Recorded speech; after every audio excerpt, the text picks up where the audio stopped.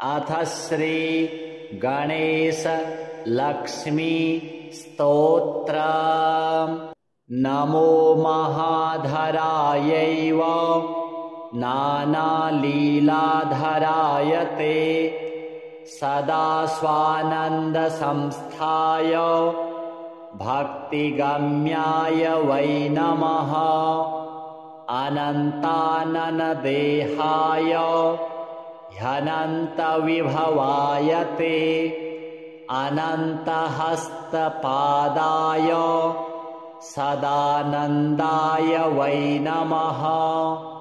चराचरमयायैव चराचरविवर्जित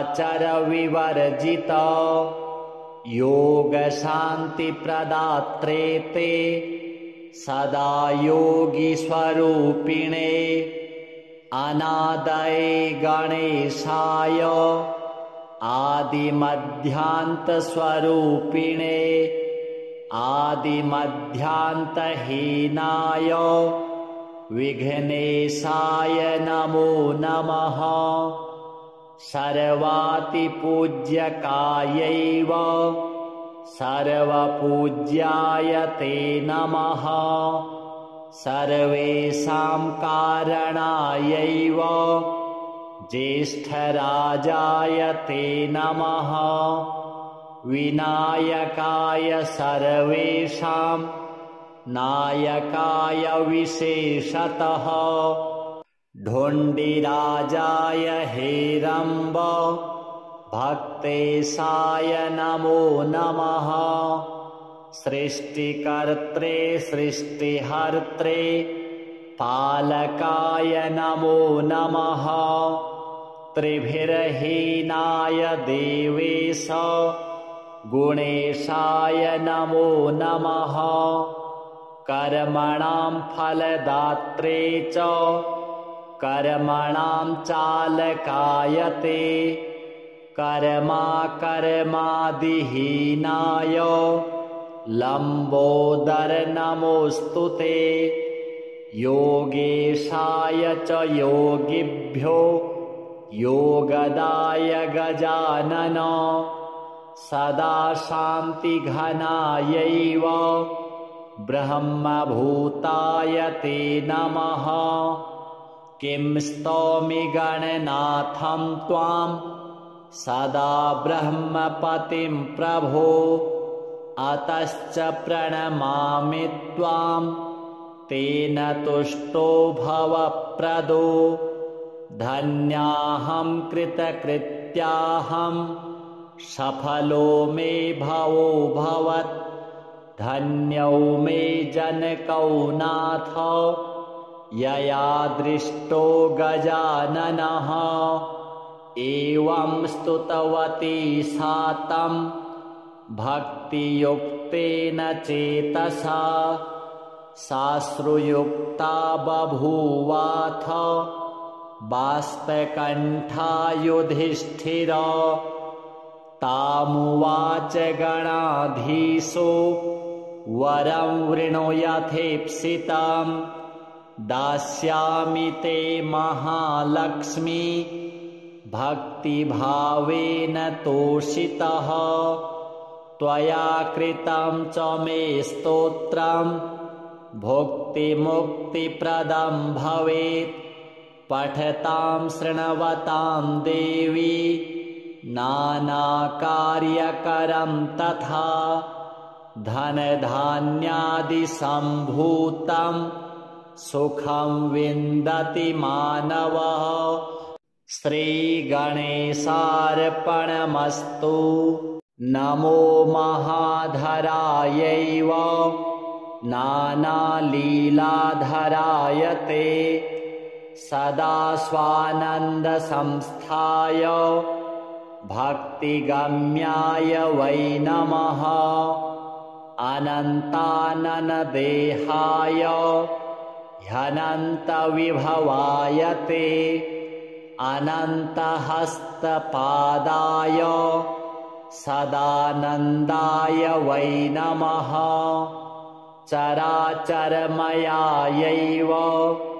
चराचरविवर्जित योगशान्तिप्रदात्रे ते सदा योगिस्वरूपिणे अनादये गणेशाय आदिमध्यान्तस्वरूपिणे आदिमध्यान्तहीनाय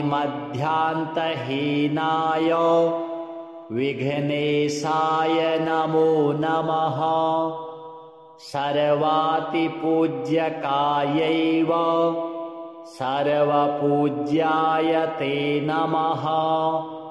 सर्वेषां कारणायैव ज्येष्ठराजाय ते नमः।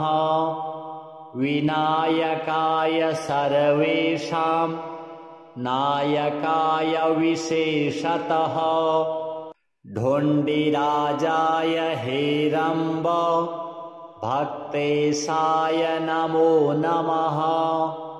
सृष्टिकर्त्रे सृष्टिहर्त्रे पालकाय नमो नमः। त्रिभिर्हीनाय देवेश गुणेशाय नमो नमः। कर्मणां फलदात्रे च कर्मणां चालकाय ते कर्मादिहीनाय लम्बोदर नमोऽस्तु ते। योगेशाय च योगिभ्यो योगदाय गजानन सदा शान्तिघनायैव ब्रह्मभूताय ते नमः। किं स्तौमि गणनाथं त्वां सदा ब्रह्मपतिं प्रभो अतश्च प्रणमामि त्वां तेन तुष्टो भवप्रदो। धन्याहं कृतकृत्याहं सफलो मे भवो भवत्। धन्यो मे जनकौ नाथ यया दृष्टो गजाननः। एवं स्तुतवती सा तं भक्तियुक्तेन चेतसा साश्रुयुक्ता बभूवाथ बाष्पकण्ठा युधिष्ठिर। तामुवाच गणाधीशो वरं वृणुयथेप्सितं दास्यामि ते महालक्ष्मी भक्तिभावेन तोषितः। त्वया कृतं च मे स्तोत्रं भुक्तिमुक्तिप्रदं भवेत्। पठतां शृण्वतां देवी नानाकार्यकरं तथा धनधान्यादिसम्भूतं सुखं विन्दति मानवः। श्रीगणेशार्पणमस्तु। नमो महाधरायैव नानालीलाधराय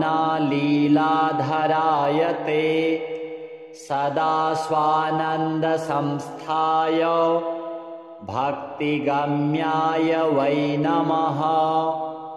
अनन्ताननदेहाय ह्यनन्तविभवाय ते अनन्तहस्तपादाय सदानन्दाय वै नमः।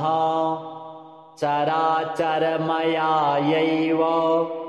चराचरविवर्जित योगशान्तिप्रदात्रे ते सदा योगिस्वरूपिणे अनादये गणेशाय आदिमध्यान्तस्वरूपिणे आदिमध्यान्तहीनाय विघ्नेशाय नमो नमः। सर्वातिपूज्यकायैव सर्वपूज्याय ते नमः। सर्वेषां कारणायैव ज्येष्ठराजाय ते नमः। विनायकाय सर्वेषां नायकाय विशेषतः ढोण्डिराजाय हेरम्ब भक्तेशाय नमो नमः सृष्टिकर्त्रे सृष्टिहर्त्रे पालकाय नमो नमः त्रिभिर्हीनाय देवेश गुणेशाय नमो नमः कर्मणां फलदात्रे च कर्मणां चालकाय ते कर्मादिहीनाय लम्बोदर नमोऽस्तु ते योगेशाय च योगिभ्यो योगदाय गजानन सदा शान्तिघनायैव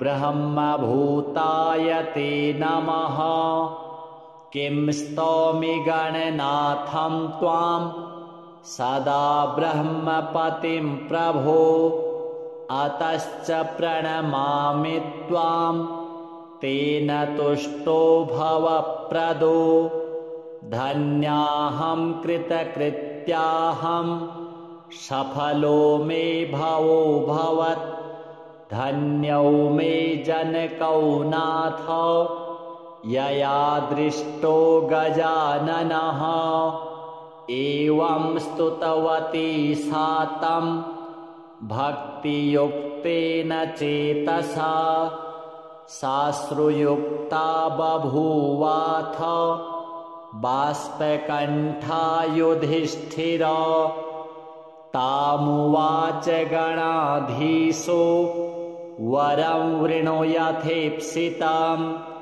दास्यामि ते महालक्ष्मी भक्तिभावेन तोषितः त्वया कृतं च मे स्तोत्रं भुक्तिमुक्तिप्रदं भवेत् पठतां शृण्वतां देवी नानाकार्यकरं तथा धनधान्यादिसम्भूतं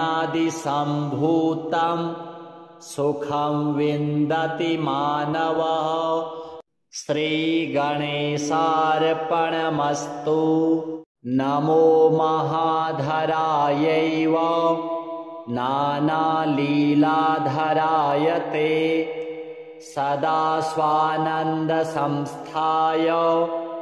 भक्तिगम्याय वै नमः अनन्ताननदेहाय ह्यनन्तविभवाय ते अनन्तहस्तपादाय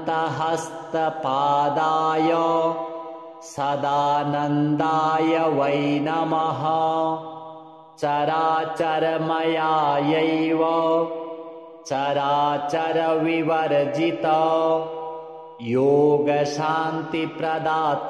ते सदा योगिस्वरूपिणे अनादये गणेशाय आदिमध्यान्तस्वरूपिणे आदिमध्यान्तहीनाय विघ्नेशाय नमो नमः सर्वातिपूज्यकायैव सर्वपूज्याय ते नमः सर्वेषां कारणायैव ज्येष्ठराजाय ते नमः विनायकाय सर्वेषां नायकाय विशेषतः ढोण्डिराजाय हेरम्ब भक्तेशाय नमो नमः सृष्टिकर्त्रे सृष्टिहर्त्रे पालकाय नमो नमः त्रिभिर्हीनाय देवेश गुणेशाय नमो नमः कर्मणां फलदात्रे च कर्मणां चालकाय ते कर्मादिहीनाय लम्बोदर नमोऽस्तु ते योगेशाय च योगिभ्यो योगदाय गजानन सदा शान्तिघनायैव ब्रह्मभूताय ते नमः। किं स्तौमि गणनाथं त्वां सदा ब्रह्मपतिं प्रभो अतश्च प्रणमामि त्वां तेन तुष्टो भवप्रदो। धन्याहं कृतकृत्याहं सफलो मे भवो भवत्। धन्यो मे जनकौ नाथ यया दृष्टो गजाननः।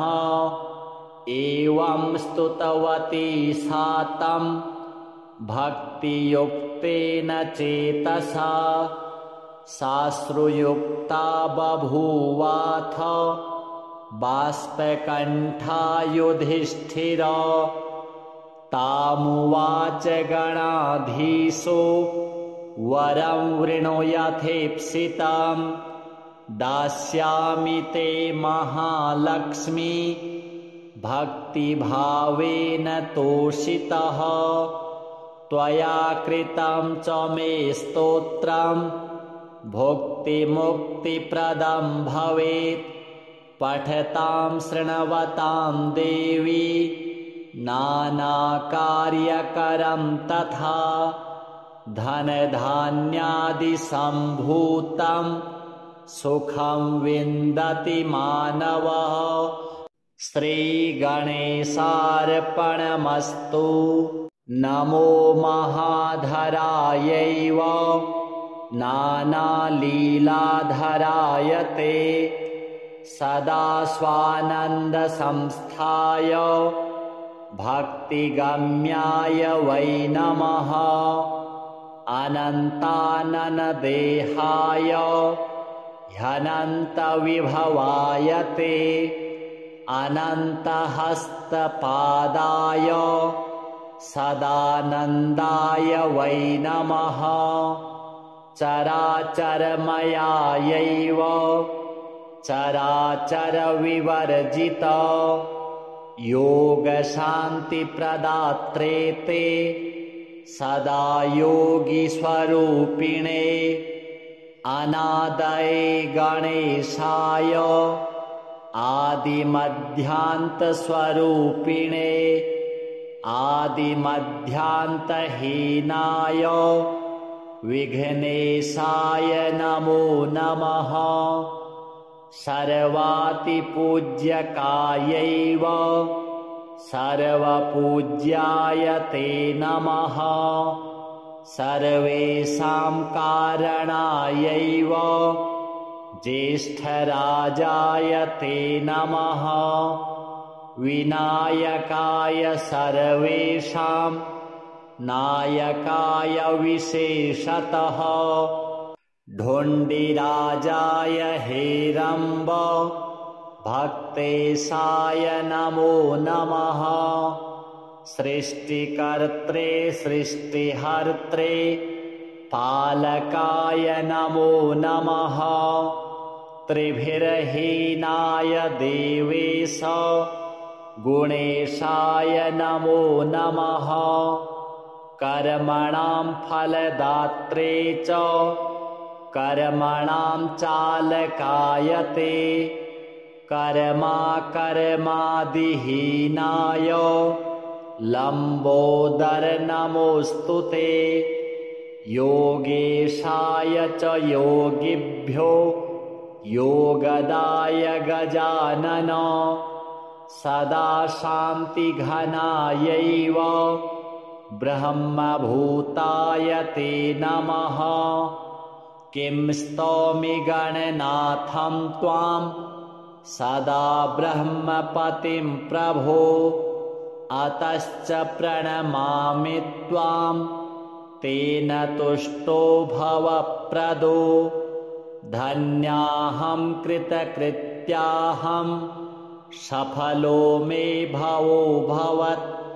धन्यो मे जनकौ नाथ यया दृष्टो गजाननः एवं स्तुतवती सा तं भक्तियुक्तेन चेतसा साश्रुयुक्ता बभूवाथ बाष्पकण्ठा युधिष्ठिर तामुवाच गणाधीशो वरं वृणुयथेप्सितं दास्यामि ते महालक्ष्मी भक्तिभावेन तोषितः त्वया कृतं च मे स्तोत्रं भुक्तिमुक्तिप्रदं भवेत् पठतां शृण्वतां देवी नानाकार्यकरं तथा धनधान्यादिसम्भूतं सुखं विन्दति मानवः श्रीगणेशार्पणमस्तु। नमो महाधरायैव नानालीलाधराय ते सदा स्वानन्दसंस्थाय भक्तिगम्याय वै नमः। अनन्ताननदेहाय ह्यनन्तविभवाय ते अनन्तहस्तपादाय सदानन्दाय वै नमः। चराचरमयायैव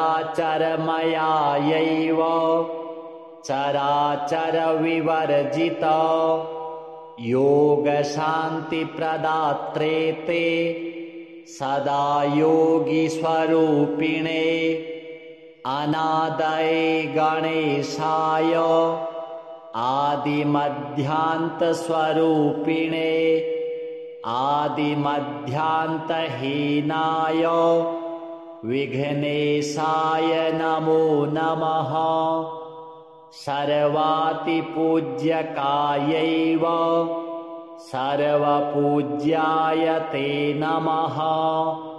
सर्वेषां कारणायैव ज्येष्ठराजाय ते नमः। विनायकाय सर्वेषां नायकाय विशेषतः ढोण्डिराजाय हेरम्ब भक्तेशाय नमो नमः। सृष्टिकर्त्रे सृष्टिहर्त्रे पालकाय नमो नमः। त्रिभिर्हीनाय देवेश गुणेशाय नमो नमः। कर्मणां फलदात्रे च कर्मणां चालकाय ते कर्मादिहीनाय लम्बोदर नमोऽस्तु ते। योगेशाय च योगिभ्यो योगदाय गजानन सदा शान्तिघनायैव ब्रह्मभूताय ते नमः। किं स्तौमि गणनाथं त्वां सदा ब्रह्मपतिं प्रभो अतश्च प्रणमामि त्वां तेन तुष्टो भवप्रदो। धन्याहं कृतकृत्याहं सफलो मे भवो भवत्। धन्यो मे जनकौ नाथ यया दृष्टो गजाननः। एवं स्तुतवती सा तं भक्तियुक्तेन चेतसा साश्रुयुक्ता बभूवाथ बाष्पकण्ठा युधिष्ठिर। तामुवाच गणाधीशो वरं वृणुयथेप्सितं दास्यामि ते महालक्ष्मी भक्तिभावेन तोषितः। त्वया कृतं च मे स्तोत्रं भुक्तिमुक्तिप्रदं भवेत्। पठतां शृण्वतां देवी नानाकार्यकरं तथा धनधान्यादिसम्भूतं सुखं विन्दति मानवः। श्रीगणेशार्पणमस्तु। नमो महाधरायैव नानालीलाधराय ते सदा स्वानन्दसंस्थाय भक्तिगम्याय वै नमः। अनन्ताननदेहाय ह्यनन्तविभवाय ते अनन्तहस्तपादाय सदानन्दाय वै नमः। चराचरमयायैव चराचरविवर्जित योगशान्तिप्रदात्रे ते सदा योगिस्वरूपिणे अनादये गणेशाय आदिमध्यान्तस्वरूपिणे आदिमध्यान्तहीनाय विघ्नेशाय नमो नमः। सर्वातिपूज्यकायैव सर्वपूज्याय ते नमः। सर्वेषां कारणायैव ज्येष्ठराजाय ते नमः। विनायकाय सर्वेषां नायकाय विशेषतः ढोण्डिराजाय हेरम्ब भक्तेशाय नमो नमः। सृष्टिकर्त्रे सृष्टिहर्त्रे पालकाय नमो नमः। त्रिभिर्हीनाय देवेश गुणेशाय नमो नमः। कर्मणां फलदात्रे च कर्मणां चालकाय ते कर्मादिहीनाय लम्बोदर नमोऽस्तु ते। योगेशाय च योगिभ्यो योगदाय गजानन सदा शान्तिघनायैव ब्रह्मभूताय ते नमः। किं स्तौमि गणनाथं त्वां सदा ब्रह्मपतिं प्रभो। अतश्च प्रणमामि त्वां तेन तुष्टो भवप्रदो। धन्याहं कृतकृत्याहं सफलो मे भवो भवत्। धन्यो मे जनकौ नाथ यया दृष्टो गजाननः। एवं स्तुतवती सा तं भक्तियुक्तेन चेतसा साश्रुयुक्ता बभूवाथ बाष्पकण्ठा युधिष्ठिर। तामुवाच गणाधीशो वरं वृणुयथेप्सितं दास्यामि ते महालक्ष्मी भक्तिभावेन तोषितः। त्वया कृतं च मे स्तोत्रं भुक्तिमुक्तिप्रदं भवेत्। पठतां शृण्वतां देवी नानाकार्यकरं तथा धनधान्यादिसम्भूतं सुखं विन्दति मानवः। श्रीगणेशार्पणमस्तु। नमो महाधरायैव नानालीलाधराय ते सदा स्वानन्दसंस्थाय भक्तिगम्याय वै नमः। अनन्ताननदेहाय ह्यनन्तविभवाय ते अनन्तहस्तपादाय सदानन्दाय वै नमः। चराचरमयायैव चराचरविवर्जित योगशान्तिप्रदात्रे ते सदा योगिस्वरूपिणे अनादये गणेशाय आदिमध्यान्तस्वरूपिणे आदिमध्यान्तहीनाय विघ्नेशाय नमो नमः। सर्वातिपूज्यकायैव सर्वपूज्याय ते नमः। सर्वेषां कारणायैव ज्येष्ठराजाय ते नमः। विनायकाय सर्वेषां नायकाय विशेषतः ढोण्डिराजाय हेरम्ब भक्तेशाय नमो नमः। सृष्टिकर्त्रे सृष्टिहर्त्रे पालकाय नमो नमः। त्रिभिर्हीनाय देवेश गुणेशाय नमो नमः। कर्मणां फलदात्रे च कर्मणां चालकाय ते कर्मादिहीनाय लम्बोदर नमोऽस्तु ते।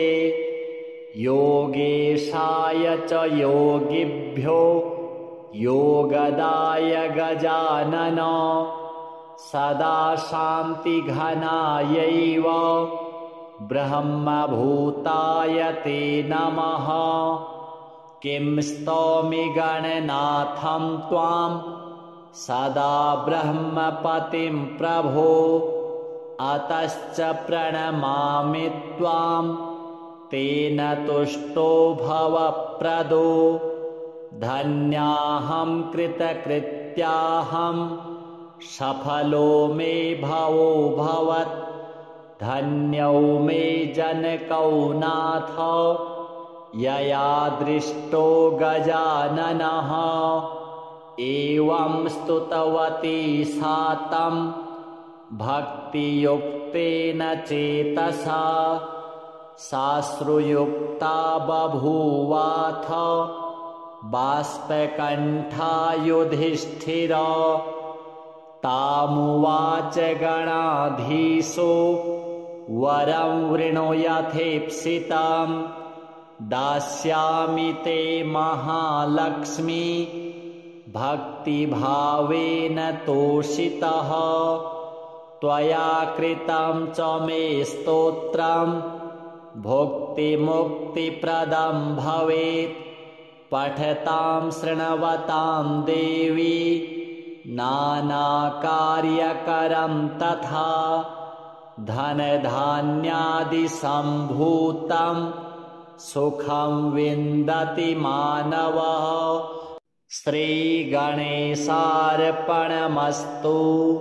नमो महाधरायैव नानालीलाधराय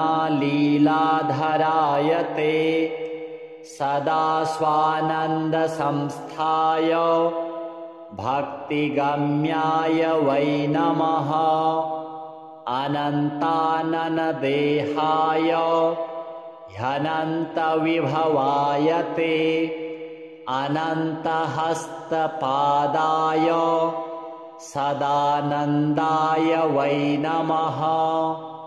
चराचरमयायैव चराचरविवर्जित योगशान्तिप्रदात्रे ते सदा योगिस्वरूपिणे अनादये गणेशाय आदिमध्यान्तस्वरूपिणे आदिमध्यान्तहीनाय विघ्नेशाय नमो नमः। सर्वातिपूज्यकायैव सर्वपूज्याय ते नमः। सर्वेषां कारणायैव ज्येष्ठराजाय ते नमः। विनायकाय सर्वेषां नायकाय विशेषतः। ढोण्डिराजाय हेरम्ब भक्तेशाय नमो नमः। सृष्टिकर्त्रे सृष्टिहर्त्रे पालकाय नमो नमः। त्रिभिर्हीनाय देवेश गुणेशाय नमो नमः। कर्मणां फलदात्रे च कर्मणां चालकाय ते कर्मादिहीनाय लम्बोदर नमोऽस्तु ते। योगेशाय च योगिभ्यो योगदाय गजानन। सदा शान्तिघनायैव ब्रह्मभूताय ते नमः। किं स्तौमि गणनाथं त्वां सदा ब्रह्मपतिं प्रभो।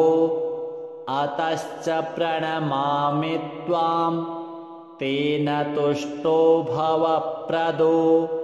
धन्याहं कृतकृत्याहं सफलो मे भवो भवत्।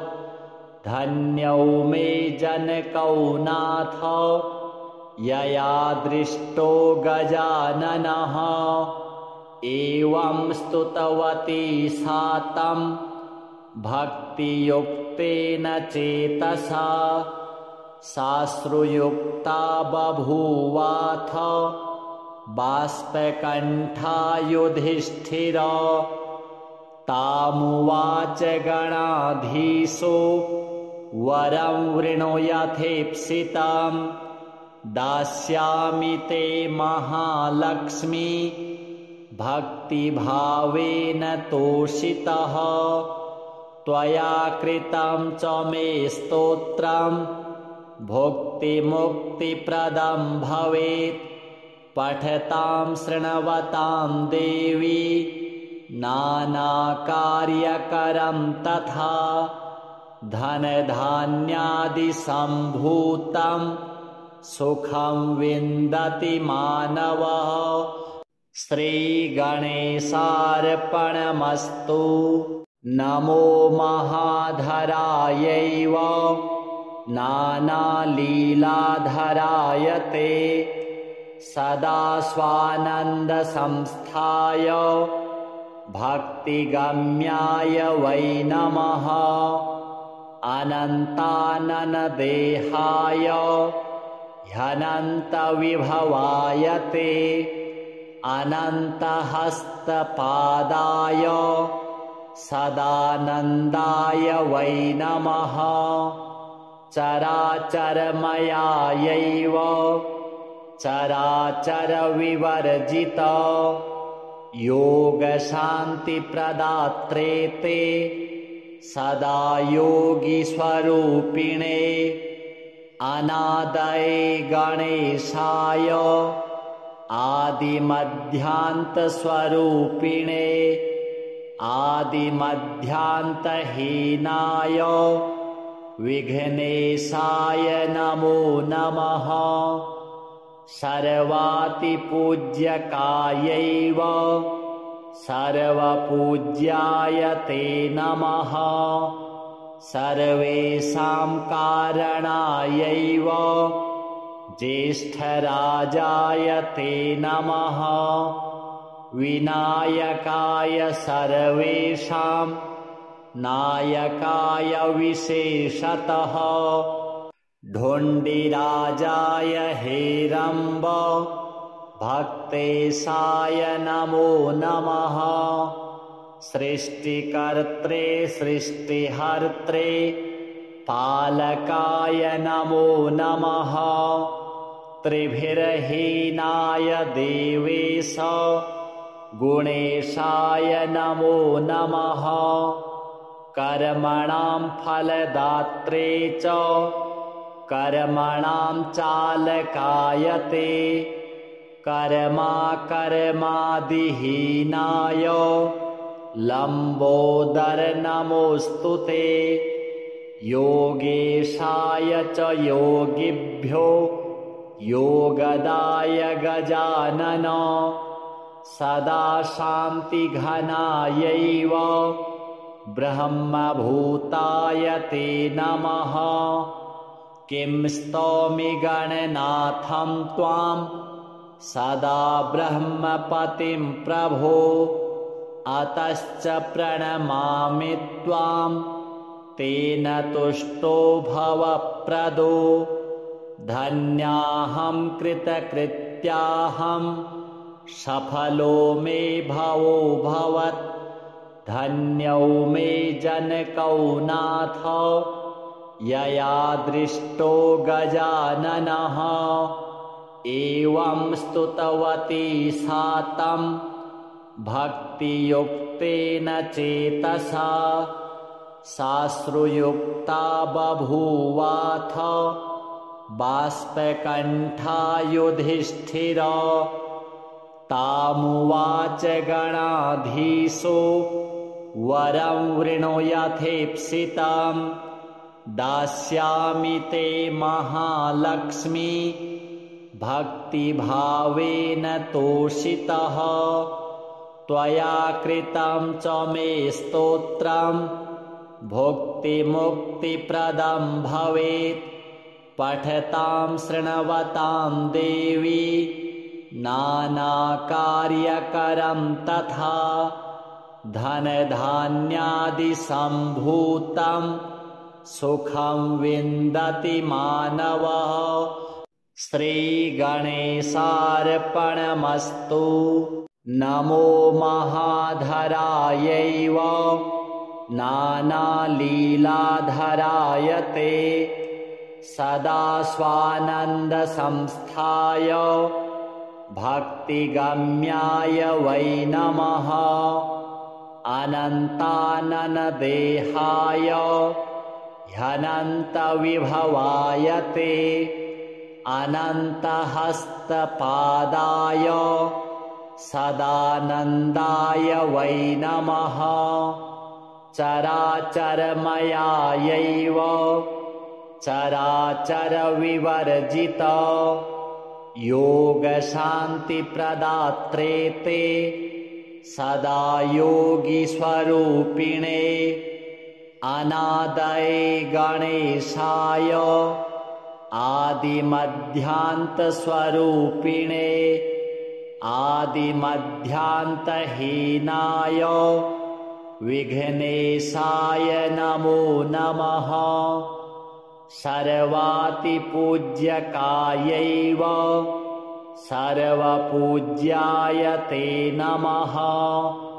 सर्वेषां कारणायैव ज्येष्ठराजाय ते नमः। विनायकाय सर्वेषां नायकाय विशेषतः ढोण्डिराजाय हेरम्ब भक्तेशाय नमो नमः। सृष्टिकर्त्रे सृष्टिहर्त्रे पालकाय नमो नमः। त्रिभिर्हीनाय देवेश गुणेशाय नमो नमः। कर्मणां फलदात्रे च कर्मणां चालकाय ते कर्मादिहीनाय लम्बोदर नमोऽस्तु ते योगेशाय च योगिभ्यो योगदाय गजानन सदा शान्तिघनायैव ब्रह्मभूताय ते नमः। किं स्तौमि गणनाथं त्वां सदा ब्रह्मपतिं प्रभो अतश्च प्रणमामि त्वां तेन तुष्टो भवप्रदो धन्याहं कृतकृत्याहं सफलो मे भवो भवत् धन्यो मे जनकौ नाथ यया दृष्टो गजाननः एवं स्तुतवती सा तं भक्तियुक्तेन चेतसा साश्रुयुक्ता बभूवाथ बाष्पकण्ठा युधिष्ठिर तामुवाच गणाधीशो वरं वृणुयथेप्सितं दास्यामि ते महालक्ष्मी भक्तिभावेन तोषितः त्वया कृतं च मे स्तोत्रं भुक्तिमुक्तिप्रदं भवेत् पठतां शृण्वतां देवी नानाकार्यकरं तथा धनधान्यादिसम्भूतं सुखं विन्दति मानवः श्रीगणेशार्पणमस्तु।